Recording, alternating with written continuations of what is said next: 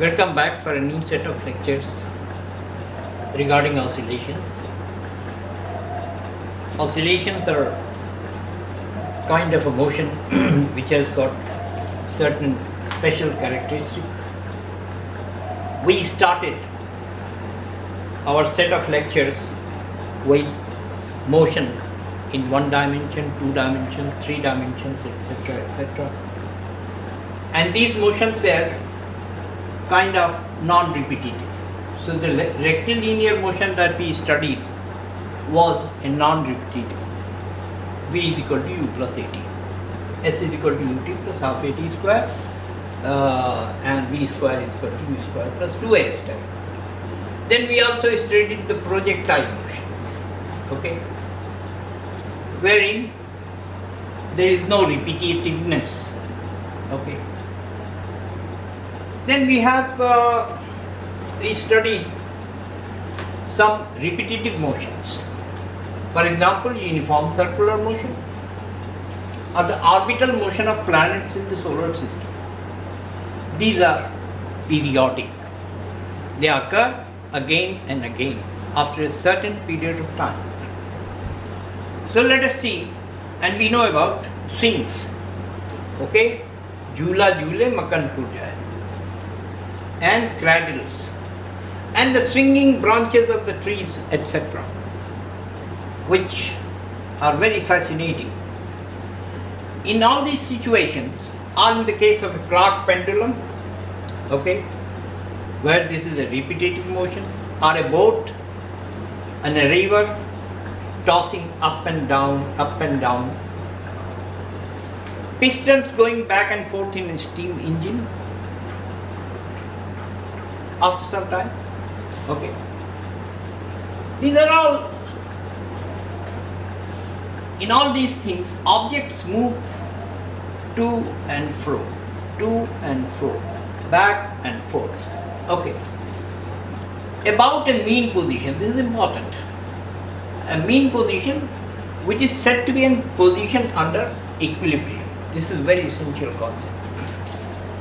So these are some of the examples of oscillatory motion, and then we go to the domain of sound and waves. For example, sitar, guitar and violin. They are the vibrations on a string, okay. Then in tabla and other things, there are membranes of drums. In the phones, etc., we have the diaphragms which work. Also, when I am speaking to you, what energy I am producing over here, this travels to the microphone through air, okay, and in doing so, the air molecules vibrate. In the light system that I have, in all households, there is an alternating current. We will have occasion to describe these things. What are the key concepts? The key concept is that the oscillatory motion has a period after which it repeats itself. And how many times it repeats itself in 1 second? That is called its frequency nu. How much, where it is from the equilibrium position, that is called displacement, okay. What is the maximum displacement? That we call the amplitude A, okay. And what is the phase? I'll tell you about phase, but there is a word in Urdu. What is the kaifiyat?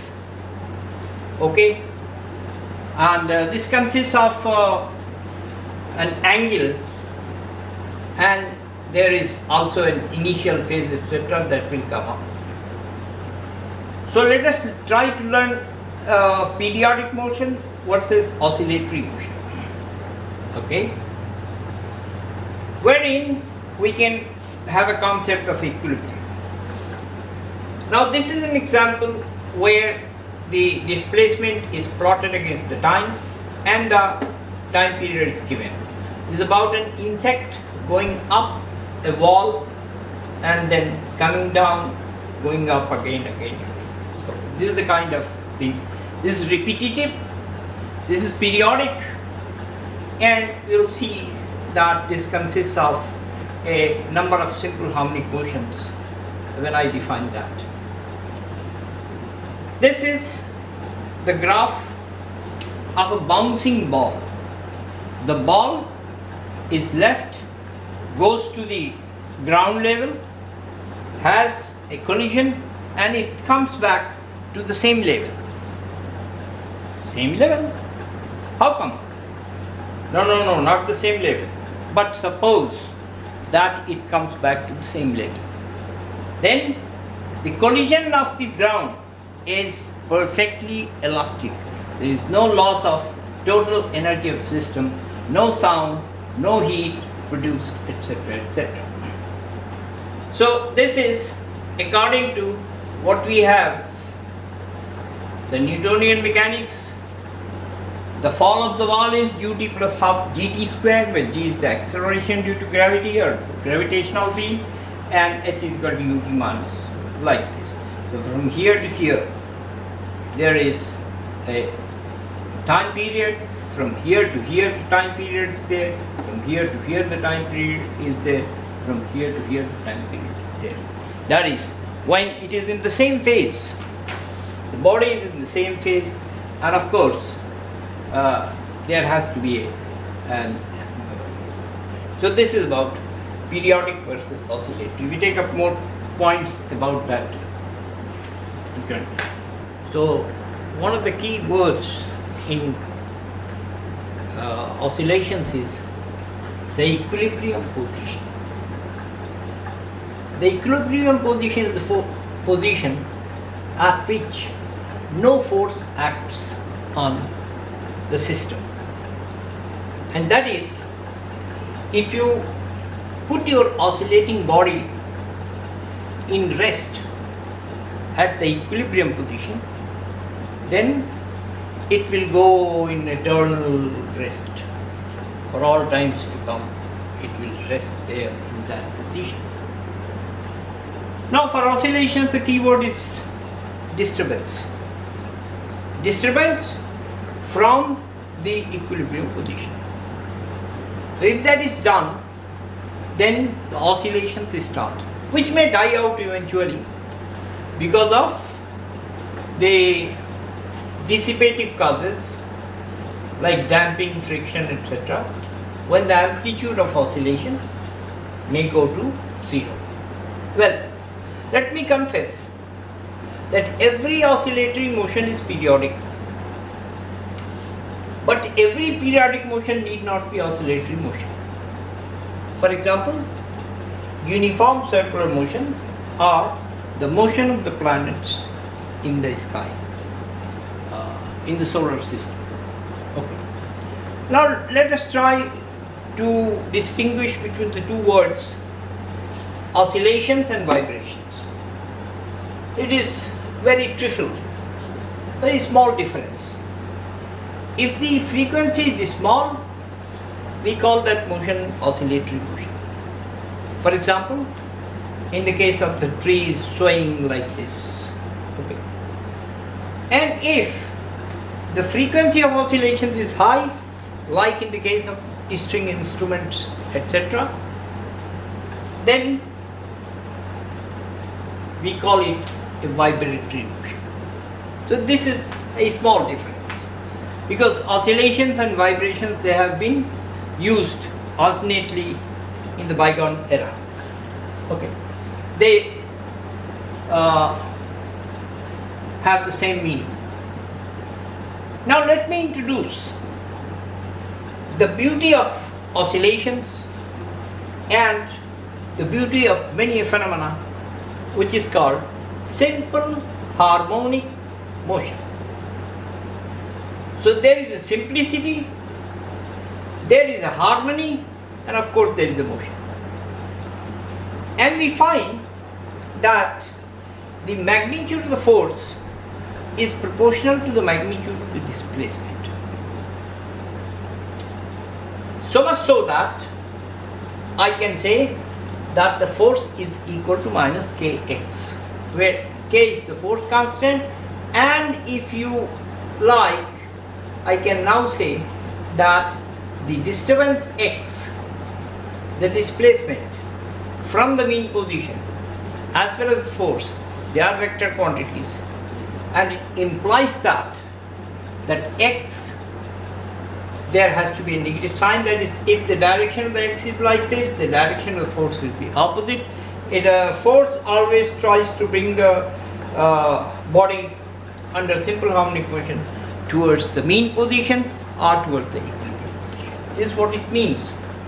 Like in the case of a spring with a mass attached to it, I have told you before that this is a kind of a simple harmonic motion. To and fro, back and forth. And to add to that, in the definition earlier there used to be that the motion has to be in a straight line, which is not a proper thing to say. Of course, it appears to be in a straight line while it is going to and fro. So I told you that this is one of the most beautiful concepts. Simple harmonic motion helps us understand all kind of periodic and even aperiodic motion. And well, there will be a occasion to talk to you about that, how any oscillatory motion can be described in terms of a set of simple harmonic motions with frequencies which are harmonic to each other, simple multiples of each other, okay, like that. Look here, F is equal to m into d2 x upon dt2. So therefore d2x upon dt2, the acceleration. Now if again you want to write it, this acceleration like this is proportional to the x, which is the disturbance, which is the displacement, and we get an expression like minus k upon mx.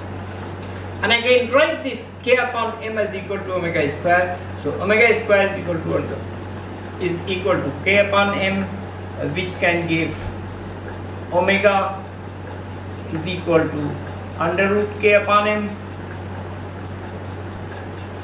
I should not have talked to you about this. Or 2 pi nu, you know that, I have told you about these things, is equal to this quantity, or nu is equal to 1 upon 2 pi, 1 upon 2 pi, the frequency is equal to under root k upon m, because omega square or k upon m is always positive. This is the square of a thing. Anyway, now in practice, all oscillating bodies, unless they are pumped with fresh energies, they come to a rest at the equilibrium position eventually, kalantar mein, okay, they will come to a rest in the equilibrium position. Why? Dissipative causes.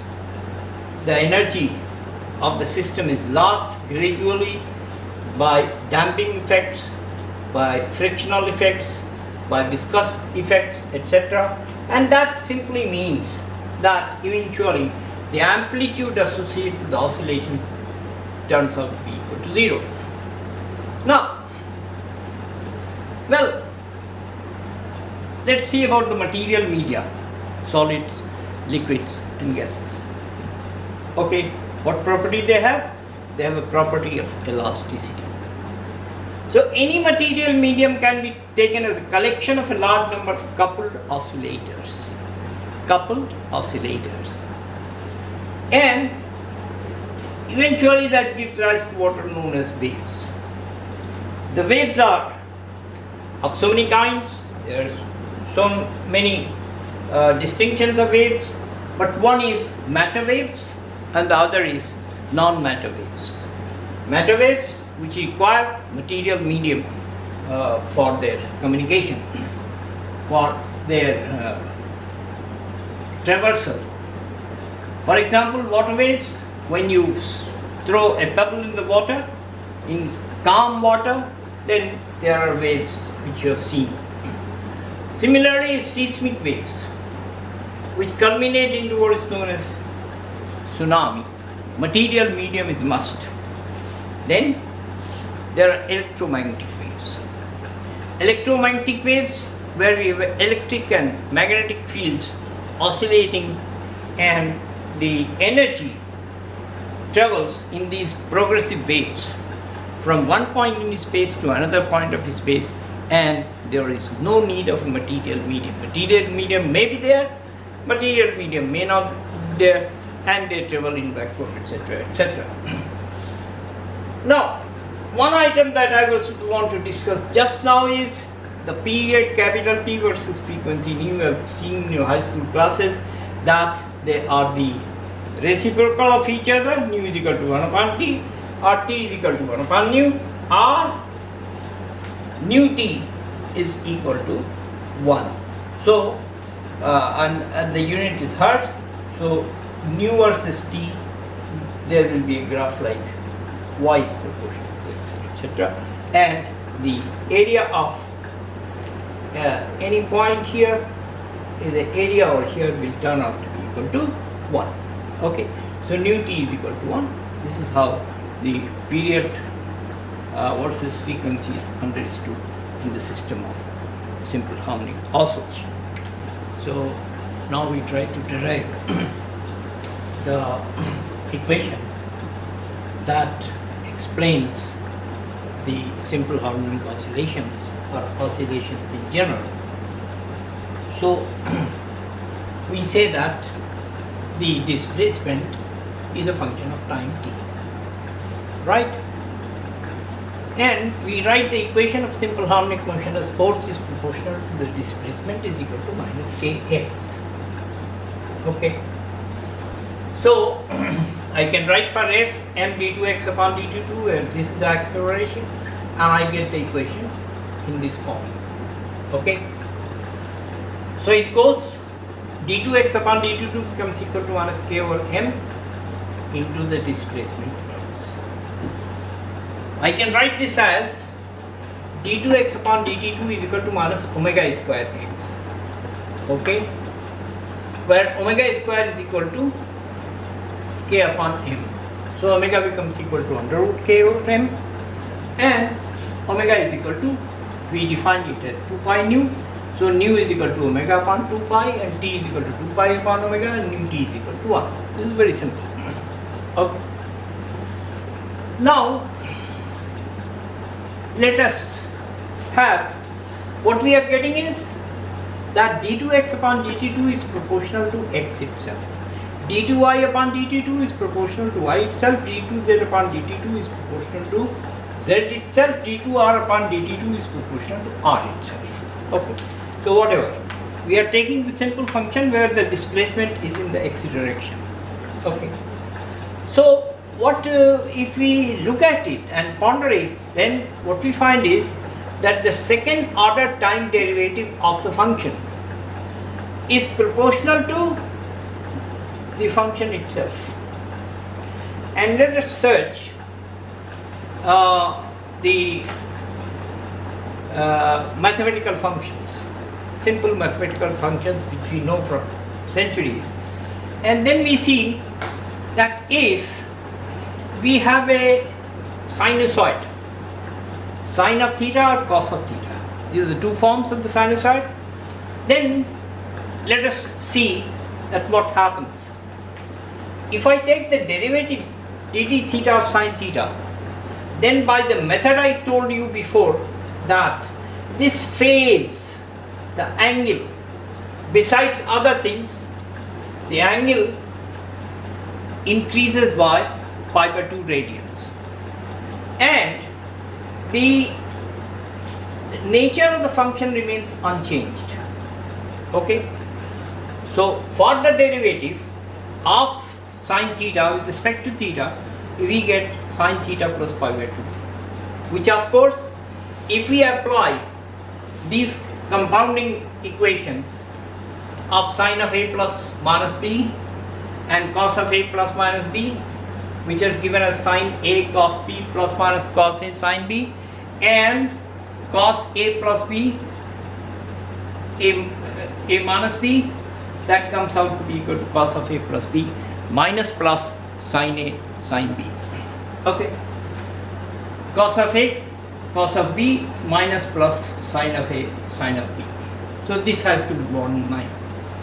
So ultimately now if we apply these compounding equations, we find that dt theta of sin theta is equal to cos theta, which is directly written by some of the mathematics friends that we have.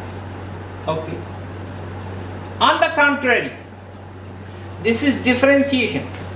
I told you if the integration is being carried out, then what we will get is that this theta, the argument of the sign over here, will become theta minus pi by 2.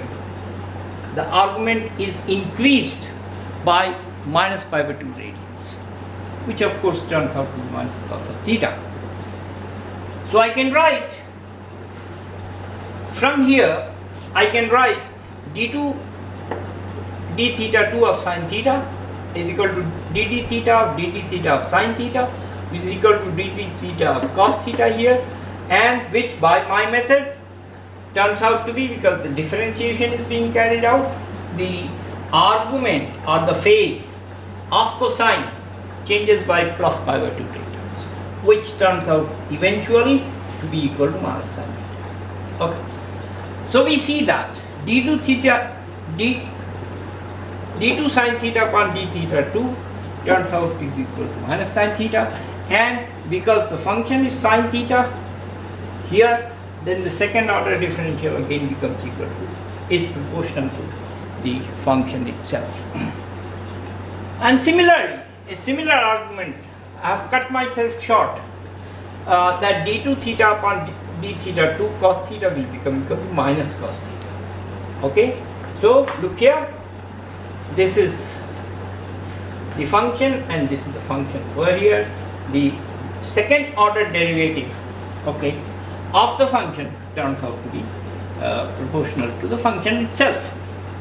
Now if I take this theta to be equal to omega t, like here in the case of the circular motion, I told you that theta is proportional to time and theta is equal to omega t. So if I substitute, okay, this for theta as omega t, so here omega is the constant and t is the variable, the new variable is t. So I can write with a similar thing, because every time I differentiate, the omega will come out, pop out. So omega into omega is square. So what I get is d2 upon d theta, d2 sin omega t upon dt2, this will turn out to be equal to minus omega square sine of omega t. Okay. And in a similar fashion, for the cosine function, again we will get minus omega square cos of omega t. So that means this derivative is proportional to the function itself. Okay, so this is what we are searching for. There is another thing, e raised to the power of minus I theta, but we will not indulge in that unless we talk about the electrical systems where this is the Euler's function will be of use to us. Right now our understanding has to be confined. Okay, I can go ahead, but this is a bit difficult to follow. Scribble it 5 to 10 times, okay, and finally you can come from here to here in a matter of a couple of minutes or less than that. So do practice that, and in the next outing I will talk to you about how I can write the value of x as equal to some constant a times sine of omega t plus another constant, because this should also concurrently hold b type of b times cos of omega t. Okay, and then we can arrive at from here to here a something like A star sine of omega t plus phi or cos of omega t plus phi, and explain the terms and obtain the equation for simple harmonic motion where the amplitude and frequency and the time period and everything else is done.